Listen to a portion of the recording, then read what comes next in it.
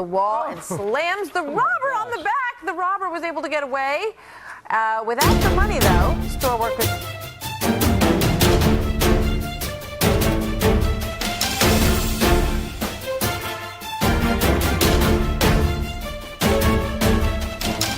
So a would-be robber runs into the wrong store clerk when he tries to rip off a gas station in Ohio. Take a look. He makes a grab for the cash register. The clerk backs away, as you can see. Then he hops over the counter, starts attacking the cashier. She's pregnant.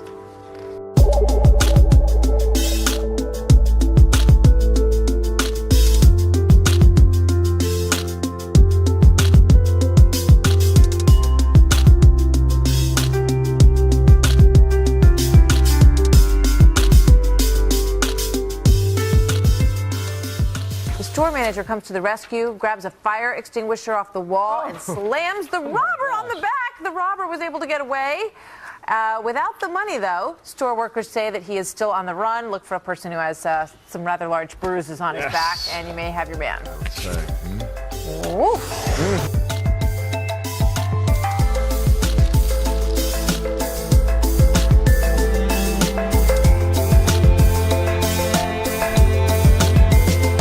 Chase left a deputy in danger, and a witness is being credited with doing more than just watching. Well, Carol, he came to the deputy's rescue. He says a long time ago, generosity turned his life around, so he just wanted to pay it forward.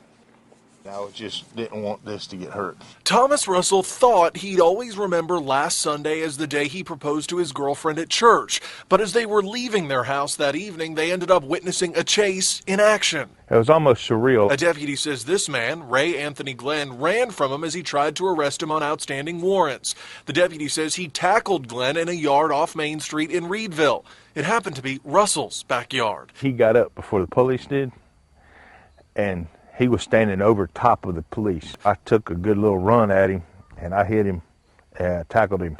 That's like I would do in high school playing football. Russell was hit by the pepper spray the deputy eventually used to subdue Glenn, but he says that's okay. He's putting his life on the line, you know, to protect you and to serve you. You know, if you don't just help a little bit when they need it, then how can they go through with what they do every day? Glenn was taken to jail. The deputy thanked Russell that night and once again a few days later. And he stopped in the middle of the road and told me thank you again. And that touched my heart. Throughout the whole ordeal, Russell had these rings with him, thinking they would be the reason he'd never forget that Sunday. I chose to help, and that's the way I hope everybody will get to that place in their life where they just want to help.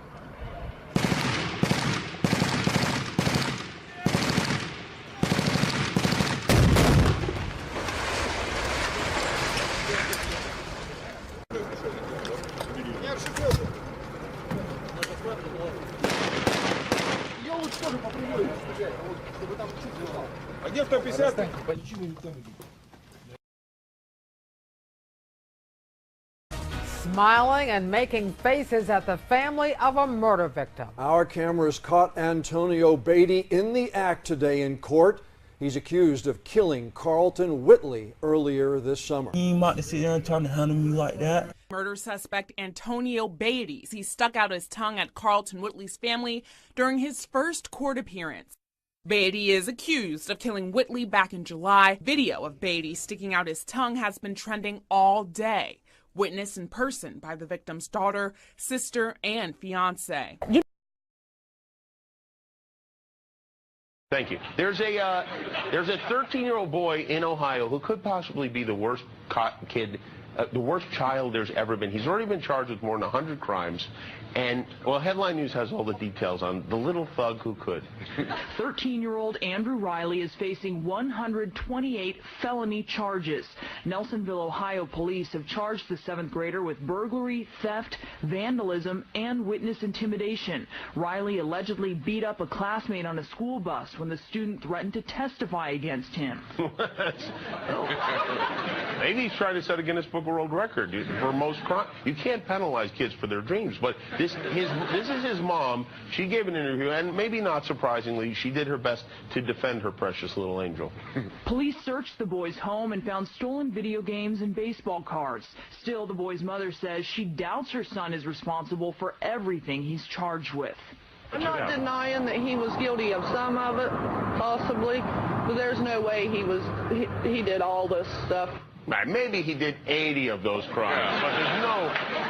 Let's take another look at Mom's sweatshirt, by the way, which I think that more or less explains it right there, right? The Biketoberfest with the gun on the... But as bad as this kid is, and he's got to be a bad kid, there are a lot of people who actually hope he can be rehabilitated. Psychiatrist we spoke with says he could turn his life around. If Andrew were to get intensive treatment, including psychotherapy and medication, he could be saved. But realistically, I don't think that will happen. This kid is going to jail, and then he's going to hell. At least she's being realistic. A man says his surveillance system alerted him to a break-in next door, and when he went to stop the thief, gunfire broke out. It all happened just before 9 o'clock this morning on Hager Drive in Richmond. This intruder broke into this home off Hager Drive. He probably didn't realize he was on camera, and he definitely didn't know that a next-door neighbor was about to go in after him. I heard like 3 and immediately recognized them as gunshots. Saw a state trooper with his gun drawn and a man being on the ground at gunpoint. Neighbors say this is the intruder walking down the street about 7:30 this morning. The video is shot from a surveillance system at the house next door.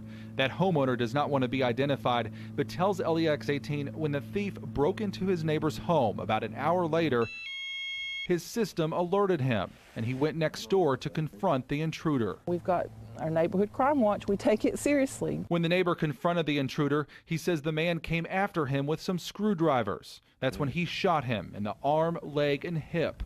The would-be thief then jumped out a window in an attempt to get away, but police were already on scene. I think it's awesome because guess what? If they had gotten away with it, they would have been back. Well, people living here on Hager Drive say they have been battling a drug problem here for a while, and they say what happened here this morning is a sign that they are not backing down. We're going to fight for our homes. We're not going to let, criminals come in and take over our neighborhood. Maybe they'll think twice before they even try it the next time. And the man shot was taken on to UK hospital with several gunshot wounds, but he is expected to survive. Bay Area woman pleading not guilty to criminal charges following a road rage incident recorded on a cell phone over the weekend. We talked about this last night. 50-year-old Deirdre Orozco is behind bars now at Placer County Jail. That's right. She made all kinds of faces and gestures today inside the courtroom here at the jail as the judge and the attorneys went through the number of charges that she's now facing. One victim called her, quote, a dangerous, dangerous individual. She just hit our car. She's pushing us off of the road. For 2 young women, they were some terrifying moments caught on tape as another driver appears to force them off of the interstate. Moments later, the driver runs up to the window, flashing an ID. Officers say she was claiming to be with law enforcement. The woman arrested for coming after the 2 other women, 50-year-old Deirdre Orozco. She sat in court flashing wide grins and wild gestures as prosecutors went over the case. The defendant was driving on Highway 80 and came up and started tailgating 2 individuals in one vehicle. It turns out investigators say the badge she flashed was an ID card for a national chain of senior centers. The vice president of Visiting Angels told KCRA they've been unable to confirm if Orozco was indeed an employee at a franchise. Orozco's bond was originally set at $25,000. She interrupted the prosecutor as he asked to raise it to $500,000. Let's put it at 100. It turns out she was just in Placer County Jail late last week. accused of running into the back of another car twice on Kirby Way in Roseville, and then going over to the home of an acquaintance. The homeowners told us she drove onto the front lawn here and threw large rocks through the plate glass windows, threatening to kill the people inside. She was released one day before her encounter with the two women on Interstate 80 near Gold Run. Orozco pleaded not guilty to all the crimes and insisted her case be handled promptly. Whatever's the most expeditious way, that's what I want to do. Now, 4 people, those are 4 different victims from the 2 different cases, have now sought restraining orders against the woman.